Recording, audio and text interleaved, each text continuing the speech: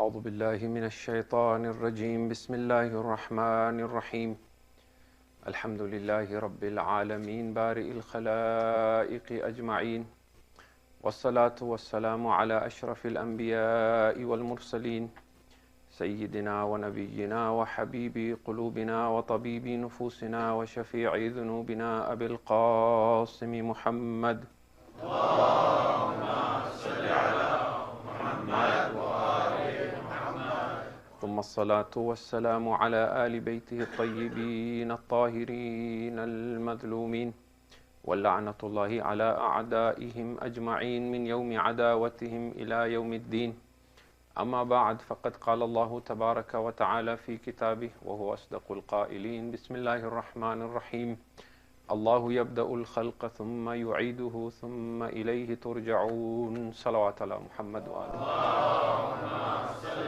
على محمد وآل محمد. Tonight is our sixth night and the sixth discussion on our subject, which is the origin and the return. And we have been discussing these last two nights and tonight as well the various differences between our realm and reality with the higher realms of existence and reality, still with our subject and topic of the only reality and truth and source and being is Allah subhanahu wa ta'ala, and that everything else that then appears as creation through all the different realms are simply a manifestation from Him or a manifestation of His names and attributes. And in trying to understand this, we have looked at many different things. We have seen how, for example, when things manifest themselves in our realm from a higher realm, they come to us in a manner that's not physical. They are limited in their perfection. Real creation does not actually take place here. There's only movement that takes place here, but whatever is here is directly connected to a higher realm. And yet, on the other hand, what we do here has a direct impact at these higher realms to which we are intricately connected. And tonight we want to complete that discussion. And so the 10th and the final point that we want to mention is that the universe as a whole, our realm, as well as everything else that manifests from Allah subhanahu wa ta'ala, in reality is in a state of flux, is in a state of motion. It is not standing still and constant. And nothing really is as solid as we imagine it to be, as it appears to be. Some Muslim mystics are of the opinion that if you attain a level of enlightenment where you see that everything is connected to each other, you will also get this sense that the entire creation actually appears and then vanishes and then reappears and then again blinks out of existence. It might be very, very minute or very too small to notice as such, but everything ceases to exist and then re-exists constantly because it's a manifestation and it is in flux and in constant motion. What we want to do tonight is try and bring in a little bit of science. This is something I had promised with a disclaimer to say I'm not a scientist, so whatever I say tends to be corrected. But we want to see the opinion of scientists, at least in terms of the general knowledge that we all have as laymen, and see how much of this actually validates what we have been discussing all these nights. So we start with this question to say that you keep talking of emanation, you keep talking of manifestation, you keep talking of the fact that God is the only reality. But when I feel the things around me, everything seems to be real, solid, independent, tangible. You know, my body, the walls, the tree, the mountain, everything I see is solid. It seems like it's an independent reality on its own. It doesn't seem like it's just a manifestation or an emanation of something. So let's ask science. What does science say? The first thing that science tells us is that if you're talking about the human body, most of the human body is not even solid, it's fluid. If you look at, for example, this term we call body water, right? Search for body water. you will find that a newborn infant, 75% of it is body water. An adult is about 65% fluid or water. And then, of course, there is a disagreement and a variation. You will see, for example, the female body is 50 to 55% fluid or water. The male body is 60 to 65% and so on. But most of your composition is water. That means if we sucked all the water and fluid out of you, just like vacuuming it out, you would shrink and there'd be only like 35% of you left. That's the first thing. The second thing is, when we probe and ask scientists more, they say actually the skin on your body is made up of tissues. Okay, I'm using again layman terms. And if you break it down further, you have cells. And if you break it down further, you're made up of atoms. We all know this, right? Unless they've changed science, radically from the time I went to school. But it's all atoms. And then these atoms, 99.999999% is empty space. So you're made up of atoms. That atom, the mass in it is 0.0000000 whatever 1%. And then that atom is made up of particles like neutrons and protons and electrons. And then the electrons are made up of subatomic particles that they call leptons, I think. And neutrons and protons are made up of other subatomic particles that they call quarks, right? So when you now begin to relook at your perception of what is solid, what is real, science is telling you you're just a bunch of atoms held together. Now, there are people who have tried to study then what is it that is holding us together and giving us shape or giving us form. And so they start looking at it and they say that the organic matter that creates your form or gives you your body, it is actually something that we can measure its frequency, like sound frequency. And it matches a sound frequency that is the equivalent of 570 trillion hertz. And a hertz is measured as vibrations per second, which therefore means that your body is made up of atoms that are vibrating at a rate of 570 trillion vibrations per second.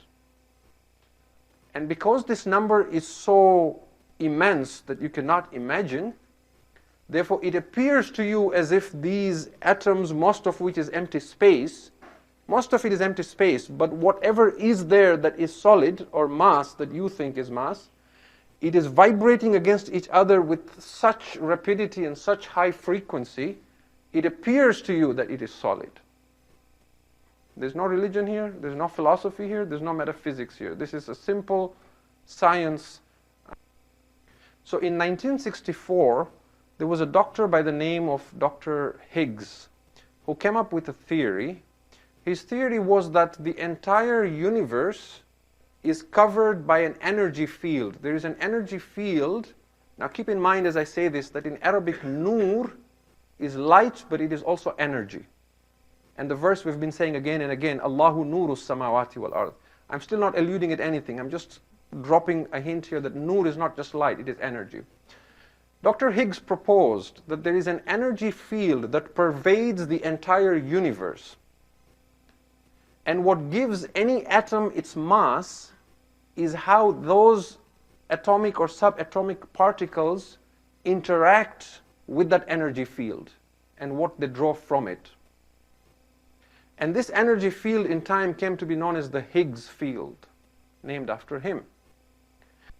When you keep all this in mind, and then all the documentaries you've seen about the string theory and all these other things, right?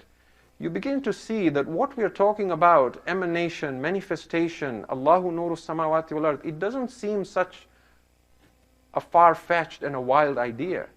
Because we're not saying that we are a figment of imagination or we're not real. We're just saying that we're not as solid and as real as we think we are. That we are an emanation from a higher source, from one source. That source we call Allah, but you could call it being, consciousness, whatever you want to call it. And so, scientists are spending millions of dollars trying to find this. Essentially, when you think about it, the whole universe, including ourselves, are simply swimming in an ocean of energy. Now, you can call that energy anything you want. You can call it Noor, you can bring in the string theory, you can wait for scientists to discover, God particle. So now if I go back and I say that everything in the universe is simply blinking in and out of existence, or simply vibrating at a certain frequency, at a certain rhythm, which is the rhythm of Tawheed, and I talk of a Tawheed-based ontology, what now do you think is more real to you? The idea of an emanation and manifestation, or the idea of solid, independent realities? It seems, at least up to this point, science is on my side. So everything begins to change now. We now begin to look at things differently. Now, let me try again here, once more, just to sort of try and make this a little more comprehensible. Let us suppose we took every one of the names of Allah and said every one of these names is a source through which we acquire different forms of energy and different abilities. And we say that Allah has not 99 names or 1,000 names, but millions and millions of names. Can we now begin to see how we can draw from different sources for everything we do? Let us take an example. Let us suppose there is an enlightened man, someone like Amirul Mu'mineen Ali ibn Abi Talib, salawatullahi wa salamu alayhi. Why do I mention him? I mention him because he has a tradition in which he says, I have never seen a thing except that I have seen Allah before it, and I have seen Allah after it, and I have seen Allah above it, and I have seen Allah below it. What does he mean? That whatever I see, I only see Allah interacting in everything I see. So let us suppose you have someone like him, an enlightened being, and he's watching another human being, living a life and moving through life. What is he seeing? He sees the man walking down the street. What he sees is Al-Qadiru playing itself out, because it is with the power of God that the man is walking. The man is looking around. As he's looking around, what he sees is Al-Basiru is manifesting itself, because whatever you see, any form of vision, ultimately comes from him. And the man is listening to the sounds around him. Those are coming from As-Sami'u. Now as he's walking, he sees a beggar on the side of the road sitting there and asking for some help. Now the man feels some compassion in his heart. That compassion is not any inherent goodness that comes from him. It is Al-Hannanu that is manifesting himself.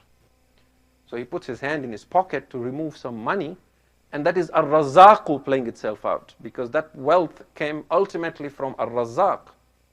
He takes out and he gives some change to the poor man. Now that is Al-Jawadu playing itself out.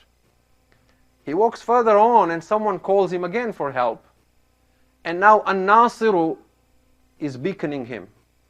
But now Shaitan uses his ego and causes him to fall asleep and become unconscious and heedless. So now he blocks that An-Nasiru from manifesting itself. Because of that heedlessness and unawareness, that name does not manifest itself. Now the self-will, the egoic self-will that stands in rebellion to surrender to God, blocks that name from manifesting itself at that point. And then as he goes home, he realizes, what I did was wrong. I should have helped the man. And he feels a sense of regret. So Al-Ghafuru begins manifesting himself. He asks Allah for forgiveness. At-Tawwab manifests itself. So even when you seek forgiveness, it is Allah's blessing and manifestation. Otherwise, we in ourselves have no inherent goodness to manifest that. And then he goes home and he sees his child, and there is this overwhelming love for the child, and Al-Wadudu begins to play itself out. The child is crying, so he picks the child up and he kisses the child, and now Ar-Rahimu is playing itself out. Do you begin to see that human beings in themselves inherently have no goodness that they can take credit for? All credit ultimately belongs to God, which is what we said yesterday from Ayatul Kursi. وَلَا يُحِيطُونَ بِشَيْءٍ مِّنْ عِلْمِهِ إِلَّا بِمَا شَاءَ. They have no access to any form of knowledge except what He releases and gives to them. If we embrace this idea, it removes a lot of malice within society and community as well. Why? Now when I see someone who has any kamal in him, I don't feel jealous of him. Instead, I admire him because what I am seeing is God manifesting himself through that creation. I have no reason to feel jealous because there's nothing good in him. If he is displaying such great knowledge, it's not him that is it is Al-Alimu manifesting. I should be admiring Allah, just like you admire the sunset. You say, Subhanallah, what a great creator. Look at what he is doing through this creation.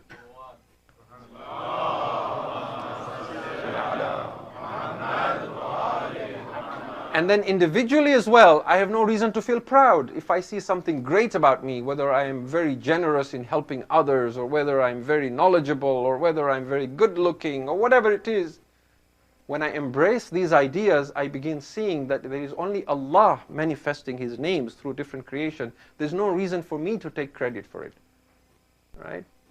If I am a teacher and I impart knowledge, it is Al-Alimu that is working through me. If I'm a doctor and I help people, it is Ash-Shafi'u that is manifesting. Yet, if anything, then all I can do is express gratitude and say that I thank Allah that when He chose to manifest Himself, He chose this worthy, humble set of vibrating atoms to manifest that. Otherwise, He could have chosen another set of atoms to do that. So when we speak about science standing in opposition to religion, and you notice how we are so enamored by science, that up until now, when I was trying to prove everything desperately from Quran and Hadith, we might have still been thinking, sounds like a good idea. I don't know if I'm convinced. But once I bring in science and I talk about atoms and I talk about the Higgs field and suddenly it seems to make sense and everybody's thinking, he's got a point. There's probably something here, right? And I will bring this up again in a couple of nights to show you how human beings went from this disenchantment with science, with religion, and being so skeptical and cynical about religion, and being so enamored by science. And does science really give us conviction, or does it give us more doubt? Science has a very important role to play. In no way am I bashing science. Science is something that Islam, in fact, encourages. But what I want to say here is that the whole idea of religion and science standing in opposition is actually coming from the fact that religion had a clash with the church, not with religion, not with Islam. There was a time when the founders of science, the inventors of science, people like Newton and Galileo and so on, were devout Christians. But what they discovered stood in opposition to what the church was preaching. They were saying things like the earth is not the center of the universe. And because there was this collision between these religious people who were trying to, on one hand, struggle with what they were discovering through their observation of nature and what their faith was telling them, and their persecution, that led to people moving away from science, and then church and state being separated. And then this whole idea that science and religion do not go together. But they in fact go very well together, and we shall talk about this. On one hand, we owe gratitude to science because science has helped remove a lot of superstitions and myths that human beings lived with for a long, long time. And it has offered us many solutions, obviously, to a lot of the problems we have in life, new discoveries in medical science, in technology that has made life easier for us. On the other hand, science has also has brought humans to a point where they tend to doubt everything that comes from religion, to be skeptical and cynical about anything that is faith-based. You can't have faith in everything. You don't, in fact, have faith in anything unless you can prove it in the lab. Okay? And so, in a sense, they threw the baby and the bathwater out. And what is interesting, though, is if you look at the history of science, you will find that a lot of the discoveries in science were actually inspired by religion. Because, as I said, a lot of the early scientists were religious people. And when they went about their religion, when a scientist sits back and says, today when a scientist wants to, explore something new, they probably don't have a shortage of things. They're probably thinking, well, let me find a cure to Ebola, or let me find this, or let me find that, or let me find a way to make life easier for this or that. But back in the day when science was still new, and not new, but still not acknowledged and given the respect it does today, and you spoke of natural scientists, the thing that was giving these early scientists their zeal and their motivation and their inspiration was religion. What they were trying to do was to see if they can use science to prove what their faith was teaching them.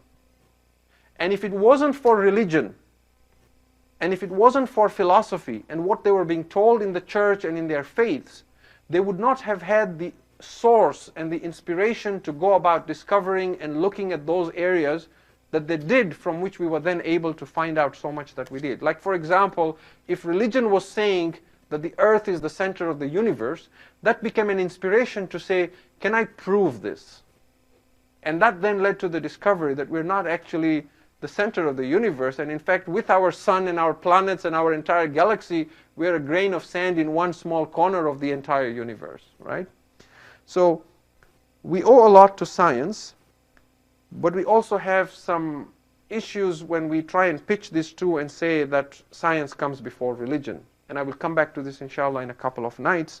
If we could recite a salawat ala Muhammad wa ali Muhammad.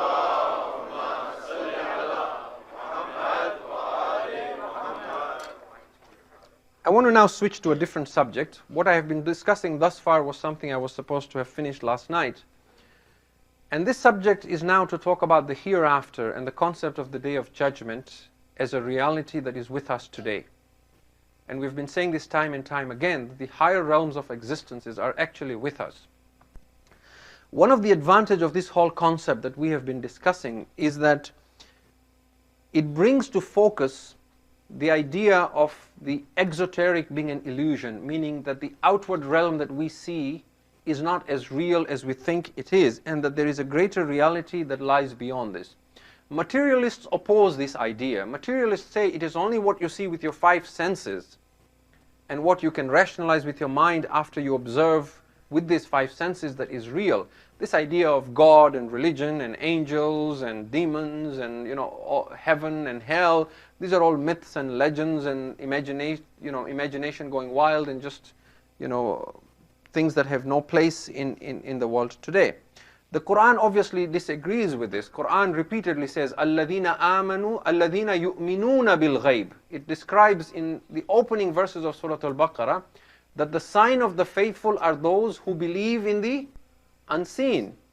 And again at the end of Surah Al-Baqarah, where it tells the faithful to declare their faith, it describes it as kullun amana billahi wa malaikatihi wa kutubihi wa rusulihi, that we all say that we believe in Allah and His angels and His books and His messengers and so on. And repeatedly the Quran talks about alladhina yu'minuna billahi wal yawmil akhir, those who believe in God and who believe in the last day.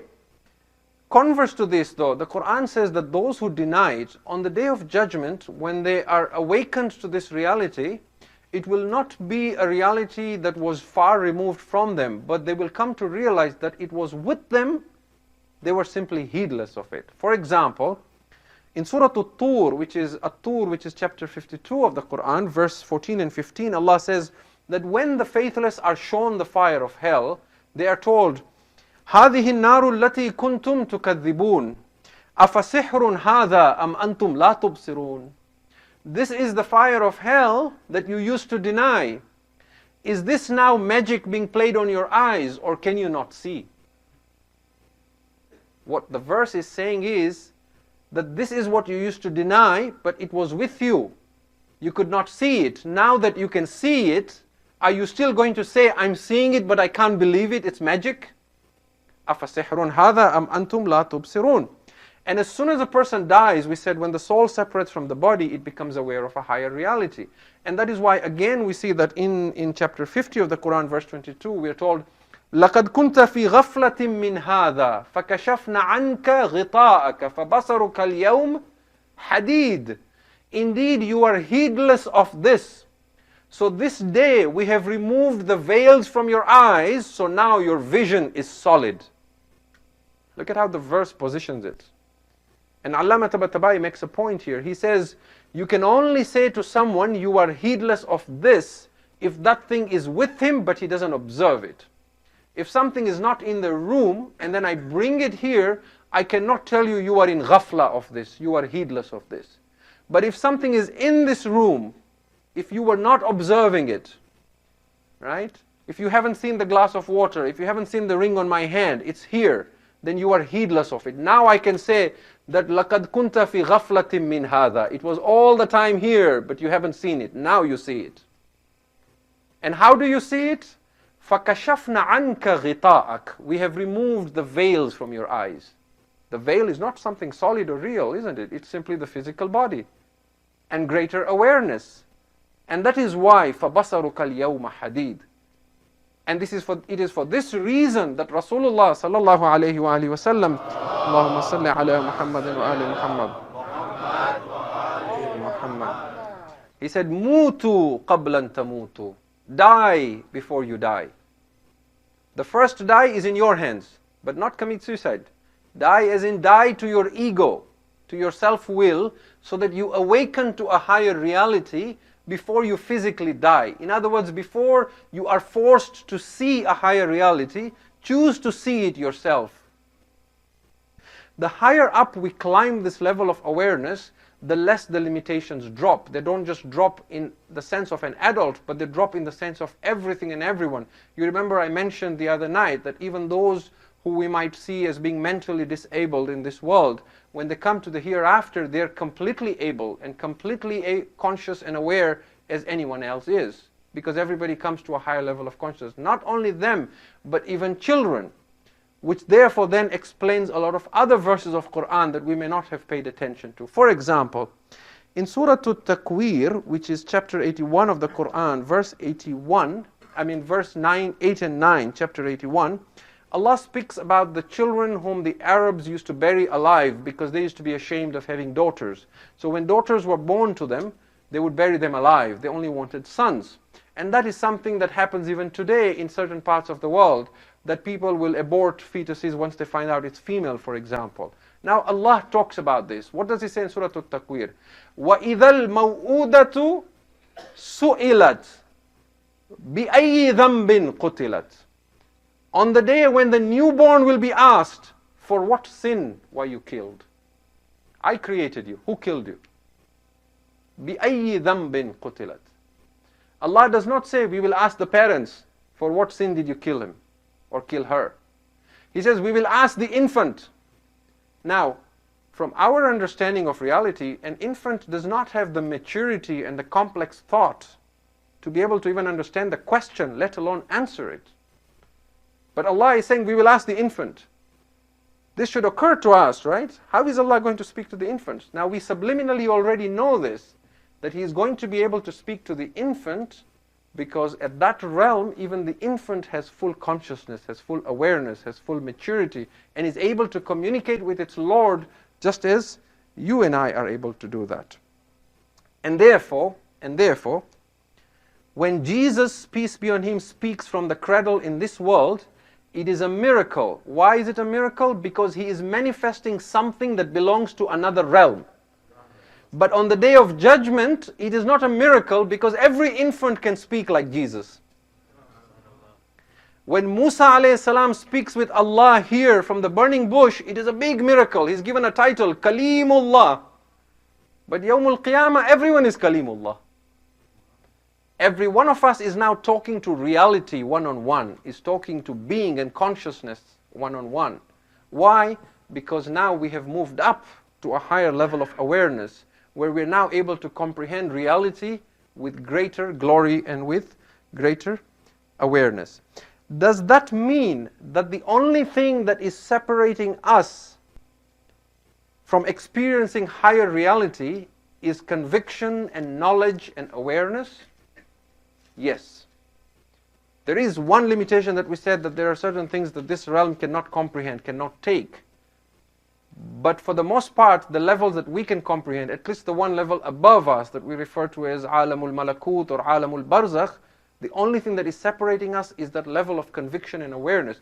But it cannot come, as we have said time and time again, through reading books, through listening to lectures, through ratiocination. It can only come when you can transform yourself as a being through spiritual practices, through a spiritual journey, through sayr and suluk. That is when this can become possible. And it is for this reason that Rasulullah sallallahu alayhi wa sallam, Allahumma salli ala Muhammad wa ali Muhammad wa ali Muhammad, he said, paradise is nearer to you than your sandal straps, and so is the fire of hell. paradise is closer to you than your sandal straps, and so is the fire of hell. These are traditions to think about. There are some mystics who are of the opinion that when you find God, there is no difference between this world and the hereafter. And this statement again is profound. It can raise other questions and cause some misunderstanding, but if you take it in the light of what we're discussing, you begin to understand. And so therefore, in a conclusion for our discussion tonight, I want to just mention, a couple of things so that we see yet another benefit of understanding our faith through philosophy and through metaphysics, how it solves a lot of questions and issues that we don't understand.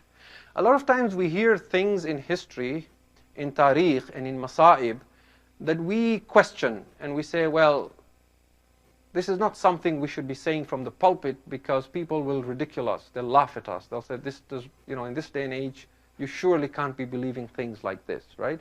And I want to show you how philosophy, metaphysics, and what we're discussing can actually help and understand this. For example, another even more common and popular incident that we mention is on the night after Ashura, when we talk of Sham-e Ghariba. We mentioned this incident where Zainab alayhi salam sees her father coming on a horse, right? And then she asks him not to come forward. And when he puts up his veil, she sees that it's Ali, right? Now, when you ask people who are opposed to philosophy and metaphysics, explain this to me. There are only two answers they will give you. One answer they'll give you is that this narration is fabricated. It's not authentic. The other explanation they will give you is that Zainab alayhi salam fell asleep and she saw this in a dream. It was a vision, but it wasn't actually true that happened, isn't it? Now I offer you a third possibility with what we are saying. What we are saying, remember we said earlier on that the hadith of Imam Jaffer as-Sadiq salawatullahi wa salamu alayhi, Allahumma salli ala Muhammad wa ali Muhammad. He says that when people leave this world and they come to this next realm of existence, alamul barzakh, this alamul barzakh exists with us in this world. And Imam Ali alayhi salam used to go to Wadi Salam and speak to the spirits of the dead. Right? And the sixth Imam said that if you see the spirit of someone who has passed away, you will recognize him. It will be as if you are seeing the person himself. The only difference is that because we don't have that higher level of consciousness, therefore we are not able to see the spirits of those who have passed away. There are so many traditions of people who are traveling in the night, they stop momentarily by a cemetery, at night, they have a vision, and they momentarily see like all the spirits of the dead sitting on their graves, and they walk around and they talk to the spirits of the dead, right? You've heard of all these incidents. What is it telling you? It is telling you that those who have left their bodily existence, they are with us in this plane of in this world, but they are simply in a different plane of existence. You could say that their spirits are vibrating at a different frequency, just like there are frequencies of sounds we can't hear, there are lights that we cannot see. It is a limitation of our physical body that it cannot hear certain sounds, and some animals can hear some sounds that we cannot hear, isn't it? There are lights that we cannot see. You could think of it in that sense, that there are realities all around us that we simply do not comprehend. However, we also know of spiritual individuals from ulama as well who have attained a level of spirituality where we say they can see people in their true forms, or they're able to communicate with spirits. This is a part of our faith. You cannot deny this. There is tons of evidence. Therefore, another way of explaining this is that an eminent personality like Zainab alayhi salam, who has this high level of ma'rifah, right? She is an alima ghayr mu'allama. She used to teach Quran and tafsir in Medina. Her understanding of Tawheed is beyond the understanding of even the highest of scholars. An individual like her, at a time when there is intense calamity befalling her, it would not be surprising that she is able to tear away the veils of this world and perceive the next world. In which case then, she sees her father in reality. It does not become a dream, nor does it become a fabricated tradition. There is a perfect good explanation if you think about this, and we will continue talking about this. And tomorrow night I will continue with the subject and give you more evidence again of this, of how these two worlds coexist. And what is lacking is simply our unconsciousness, our being veiled and heedless, our lack of that transformation to that higher state of awareness. Otherwise, the realities exist with us. And therefore, it should not bring about cynicism or skepticism right away when we hear this and say, oh, well, I'm educated, I am, a scientist, I cannot believe this. There are truths that are even higher than what science can offer you, provided we are willing to consider in the light of what we have been discussing. And inshallah, we will continue on this in the coming night, inshallah. If you can recite as-salawat ala Muhammad wa alihi. Salli ala Muhammad wa ali Muhammad. Allahumma salli ala Muhammad wa ali Muhammad. Tonight is the 6th night of Muharram.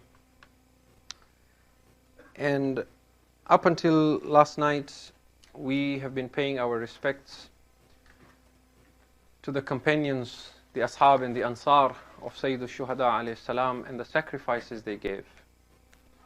And obviously we cannot do justice to every one of those companions. And that is why we remember them collectively and send our salams on them. But from tonight, we want to now start remembering the family of Imam al-Hussein alayhi salam, the Banu Hashim themselves, the loved ones of Hussein. And what is more heartbreaking as well is that whereas all the companions of Abu Abdullah al-Hussein were grown-up, adult men, the family of Hussein alayhi salam, many of them were children, many of them were young, many of them were not trained in warfare. And tonight in particular, we want to pay our respects to the two sons of Zainab alayhi salam, Aun and Muhammad. Sister Zainab alayhi salam, she was sitting with her two sons before her, Aun and Muhammad. These are young boys, one is 9 and one is 11. And she's talking to them and saying, look, my son.